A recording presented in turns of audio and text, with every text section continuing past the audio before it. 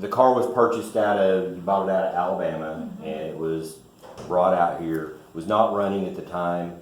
It had the engine in it, but the heads were off of it, and so it was somewhat already disassembled. It was a complete car. It was black. It's a true SS with a build sheet. So we decided to do with it what I really wanted to do with it, and that's make it look like a classic, but with all the kind of the modern conveniences, new drivetrain, that kind of thing, so it'd be reliable. You know, as you see each kind of major milestone happen, and let's say the frame, the suspension gets all put together, and then you see the motor go in it, and the transmission, and then you see everything plumbed, and you know, each of those little kind of mini milestones along the way, there's a lot of excitement and this is really cool type moments. On the other hand, there are a lot of frustrations as well. I'll be honest, there were times when I'm ready to say, throw my hands up, forget it, I'm done. But at the end of the day, you have to have a lot of perseverance and you have to have a lot of patience with the process. And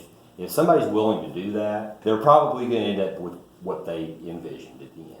What I appreciated, I think, more than anything else was the communication. If a problem did arise, they were, I thought, very forthright about, here's the problem, and this is an issue. Everything that was identified as an issue was resolved in the right way.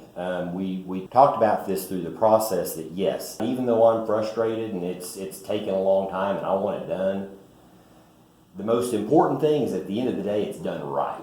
I think that they really listened, and at the end of the thing, it was done right, and that's what was most important to me. So the final product is exactly what I had envisioned. It's loud and it's rough and it's